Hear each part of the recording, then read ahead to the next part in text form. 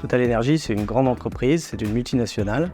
Et c'est une multinationale qui fait de la production et de la distribution d'énergie, dont le pétrole, tout le monde connaît, mais il y a aussi tout ce qui est biocarburant, le gaz naturel, le biogaz, les renouvelables et l'électricité. C'est aussi 100 000 collaborateurs dans 130 pays qui ont tous l'ambition commune de faire de cette compagnie un acteur majeur de la transition énergétique. Et on a l'ambition d'être net zéro en 2050.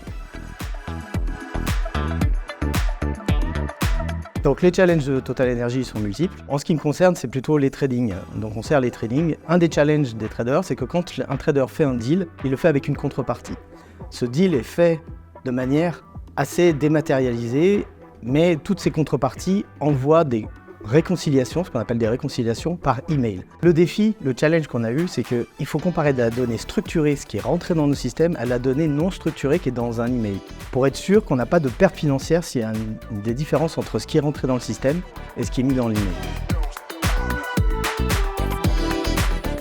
Donc le projet, c'est qu'on est parti il y a 2 ans avec un projet de DA assez classique. On a pris nos données et on les a labellisées et ça nous a permis déjà d'avoir des bons résultats. Et puis, la Generative AI est arrivée et on a commencé à voir tout le potentiel de cette nouvelle technologie.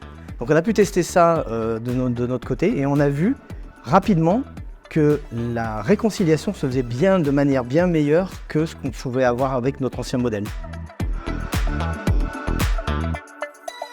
Depuis qu'on a mis en place ce nouveau modèle basé sur la Generative AI, on voit que les résultats sont beaucoup plus performants, c'est-à-dire qu'on trouve beaucoup plus d'erreurs et du coup on évite énormément de pertes financières. On est arrivé à plus de 10 détections par semaine, donc ça fait quand même beaucoup d'erreurs qu'on a pu éviter grâce à cet outil. Donc les next steps, on va continuer d'utiliser la potentialité ou la puissance de ces nouveaux modèles, de cette nouvelle technologie. Et aussi, il faut pouvoir se conformer aux nouvelles législations, aux nouvelles réglementations, dont l'AI Act. Donc ça, c'est aussi nos prochains défis au sein de l'entreprise.